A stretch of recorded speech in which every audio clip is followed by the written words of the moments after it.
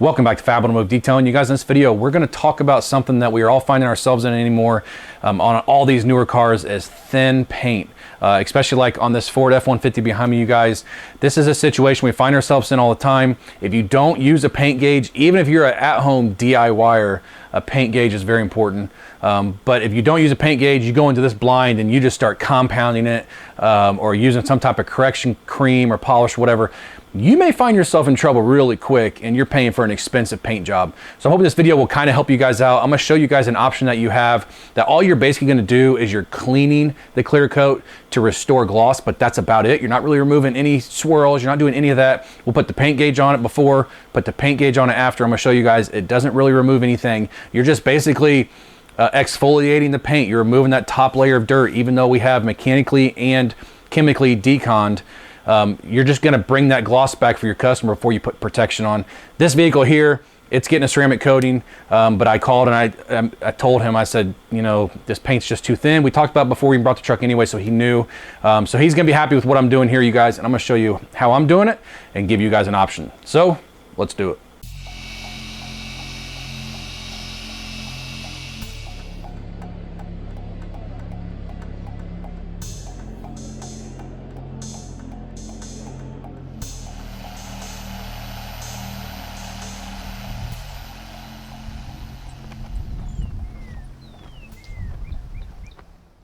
All right, you guys, so before we go to the door, which is what I'm going to show you guys in this video, how I'm going to be doing this entire truck, I want to show you something on this paint gauge that I have. This is a 2018 F-150, you guys. He just bought it.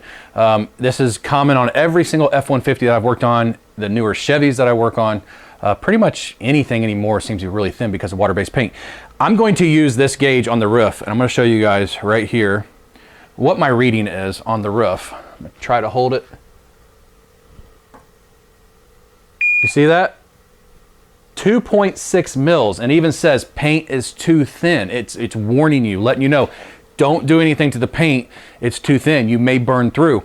What I'm finding on the majority of this truck, I'm sitting around 3.5 mils. Some panels are right around 4, just depending on what it is. But anything below really 5 or 6, I don't really want to compound on, you guys, because it's just way too thin. So let me show you this door. Let me show you what the options are. All right, you guys, so what I want to do, there is a nick or scratch in the paint right here. I don't know if you guys will be able to see that or not.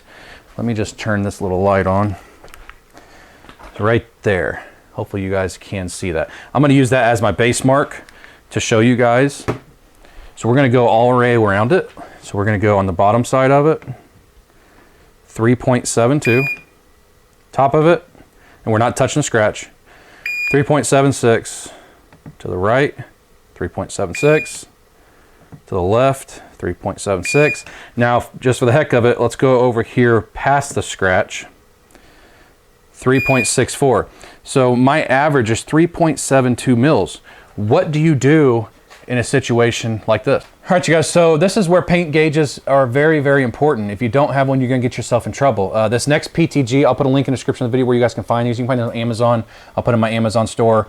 I actually planned on selling these, you guys. It's just things have happened. Haven't had a chance to actually go through and buy a whole bunch of them to sell on the website, you guys. But it's a fantastic gauge. You can make reports with it. You can do all kinds of stuff with this gauge, you guys.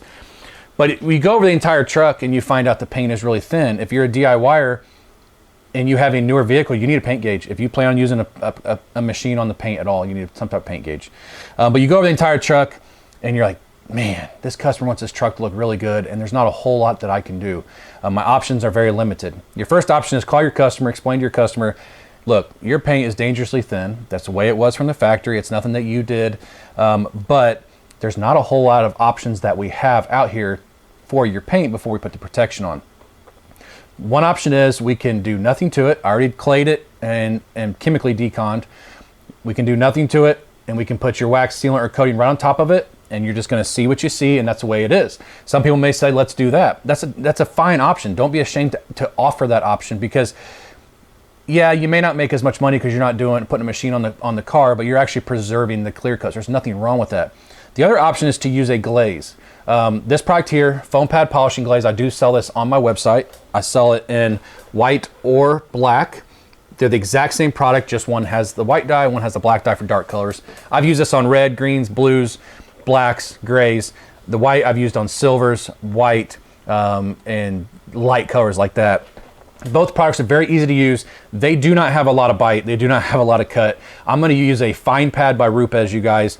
I'm really not cutting anything. All I'm doing is I'm just kind of cleaning this clear coat, removing any junk that may be left behind to restore that gloss that we want to see in the paint. And when I called my customer and I explained to him, you know, your paint's too thin, and I gave him his options, I told him I have a glaze that I can use. And if we let it harden for 24 hours, then I can put the coating on top of it.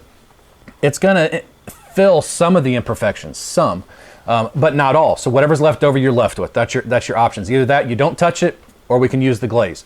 The reason I wanted to show you guys the paint thickness gauge is because I want to show you before and after. We're gonna do this panel. I'm gonna let it sit. Then we're gonna wipe off the glaze, and then I'll put the gauge on it and show you guys that we didn't really remove anything at all. So it's safe for these thin paint cars. Now, if you obviously put a wool pad or microfiber pad on it, that's a whole nother ball game. But if you use a fine pad or a finishing pad, you guys, you have nothing to worry about when it comes to this product. Like I said, I saw it on my website. I'll put it in the description of the video where you guys can find it. Let's get the machine on the car and let me show you what it does. So one of the cool things about this product, you guys, is it doesn't gum up your pads, and you can get around the entire car basically with one towel, which is great. It's super easy to wipe off. You notice my pad, yes, it's gonna have dye on it, it's gonna dye your pads, but I've used this one pad in the entire truck, and after every time I get done, like this door, when I get this door done, I'll take it outside with compressed air and I just blow it out, and it doesn't gum the pad up. You're not removing clear coats. You don't have to worry about the clear coat in here. You're just blowing out any of the junk that may be coming off from you cleaning the paint. And I'll show you how much I put on. Hopefully, yeah, there we go. We're gonna break this door into 2 sections. That's it, right there. Break it down into 2 sections. We're gonna be using a speed 4, and you're gonna notice my hand speeds are not slow. That's where you're gonna build your heat. That's where you're gonna start removing some clear coat. You don't wanna do that with a product like this or on thin paint. You're gonna spread it around.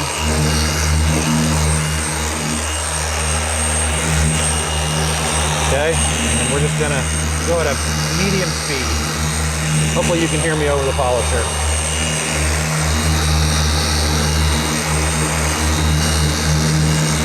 I will slow it down on as I start to finish the panel out.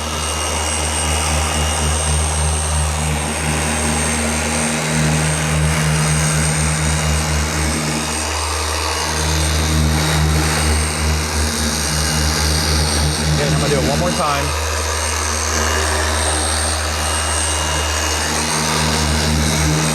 If you don't have a lot of options, you don't want to do any damage to your customer's paint. That is the #1 rule when it comes to detailing. Do no damage.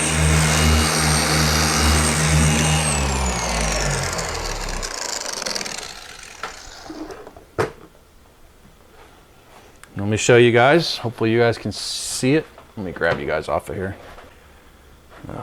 Man, it's hard to see on camera, but yeah, you can see the haze right there. That's all we want, just a nice thin layer. That's all we're gonna do.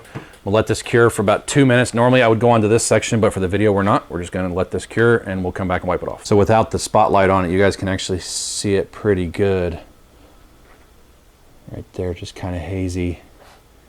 What I do is I let it sit for just a couple minutes. And I said cure a minute ago. Cure is not the right word. I'm just gonna kind of let it set up before I remove it. All right, you guys, so it's been a couple minutes. So I'm just gonna take my towel. This is the same towel I've been using on the entire truck.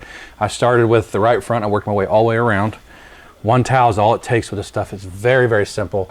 It's smooth as butter when you remove it. And that's it. That's all there is to it. Now what I will do is I will let this cure for 24 hours. After the 24 hours is up, I will go over the entire car with a 13% isopropyl alcohol mix, just to make sure if I miss any polish residue, I get it off of there. And then I'll basically coat it after that. So let me show you guys.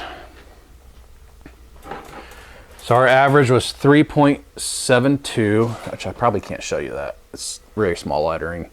3.72 was our average. We're gonna go ahead and delete it. Yes, delete, okay. We're gonna go on top. 3.76,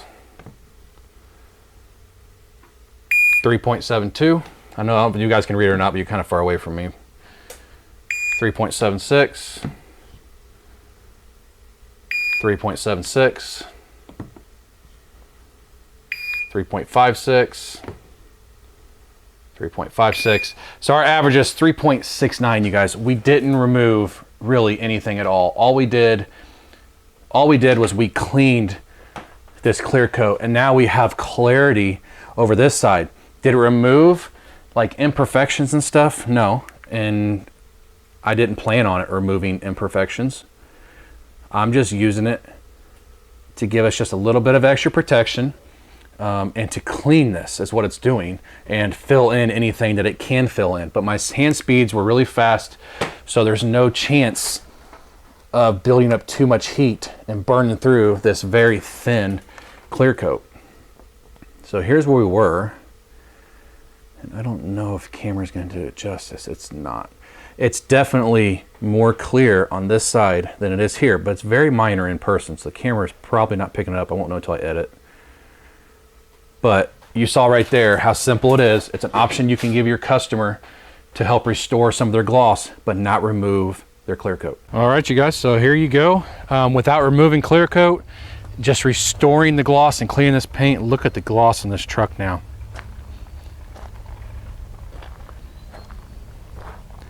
Now, I didn't have it before to show you guys, but I mean, this kind of shows you.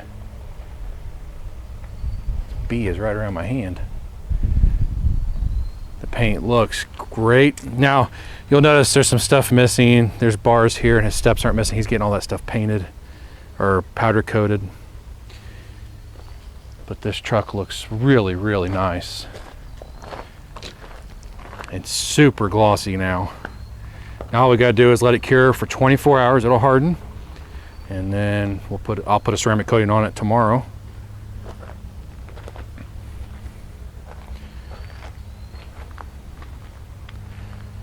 We've got tons of gloss, which is what he's after. And there's some scratches and stuff in the paint. Actually can't even see it there.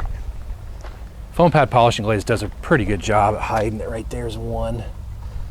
Right there, but it looks way better than it did before. So he will be absolutely stoked with this because it's way better than just not doing anything, putting a coating on it. By doing this, we restored some gloss. We're going to give him a better looking truck than it would have been if we wouldn't have touched it. All right, so you guys just saw it outside. Now check it out inside. It looks killer.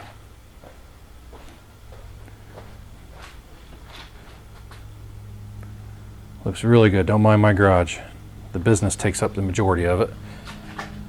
Sneak around the back here really quick, show you guys this side. It's gonna look so good with the coating on top of it. It's just gonna make it even better, you guys. All right, you guys, so if you're watching this video and you're a professional or a DIYer and you are working on anything probably newer than I would guess probably around 2015 or so, and you are working without a paint thickness gauge of some kind. They have ones on Amazon. They have all kinds of paint thickness gauges out there to give you an idea. And this is all aluminum, by the way, so you need something that'll read aluminum also. To give you an idea what your paint is, you are working on borrowed time. Your bank account is working on borrowed time because you're eventually gonna compound something too heavy of a compound or a wool pad or something, and you're gonna burn right through somebody's clear coat. A $200 gauge, $220 gauge, whatever they cost, is way cheaper than having to pay for somebody's paint job. Paint jobs can be $5-6 grand, you guys. So if you're detailing right now and you're not using a paint gauge, I would say you need to make the investment. I go to a lot of shops that don't use paint gauges and they work on stuff like this. So it really, really bothers me. And I mention it, but you know, it's kind of just in one ear, out the other, unfortunately, but that's just the way it is. But I showed you guys, you have an option. You don't have to just say, nope, we can't do anything to the car. All I can do is put some wax on, or all I can do is put a coating on, whatever. You do have an option, especially when it comes to these two products right here, you guys, Helios and Foam Pad Polishing Glaze.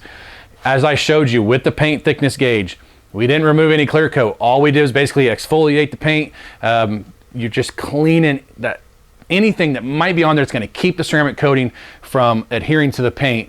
you're removing that. And anything that you notice that you think you got rid of, most likely it is covered up by the glaze. But when you put the coating over top of it, then you're good. It's a great option, you guys, because otherwise you kind of have a disappointed customer because you can't do anything to their car, but you have an option to say, hey, look, I can definitely get you more gloss, but it's not going to remove your imperfections. I'd say 9 times out of 10 people are going to say, yeah, let's do that. I want to make it glossier. Most people don't really care, what I've noticed, about swirl marks or spider webbing and stuff like that. Most people are like, I just want my gloss back. Well, if it's totally swirled and totally spider webbing, you guys, and it's too thin, they're not gonna like, you're not gonna be able to get the gloss back because the swirls hide gloss. Luckily for me, on this truck and trucks I've done in the past, they haven't been terrible. So using foam pad polishing glaze or Helios has always worked extremely well for me. So I thought I'd bring that to you guys in this video because I was doing this truck and I was like, you know, I'm gonna get the camera out. We're gonna show these people what they can do. Let's give somebody options for their customers. Now, don't get me wrong. I am all about clear coat preservation. I want to preserve the clear coat for my customer because that is what's keeping his paint from fading. It's going to keep his truck, the paint last longer having that clear coat on there. I don't want to remove a bunch of clear coat. Some people are like, well, yeah, but if I don't do some type of correction or compound or something, I'm not going to get paid as much. Okay, preserve your customer's clear coat. Your customer should come first, not the money that they're giving you.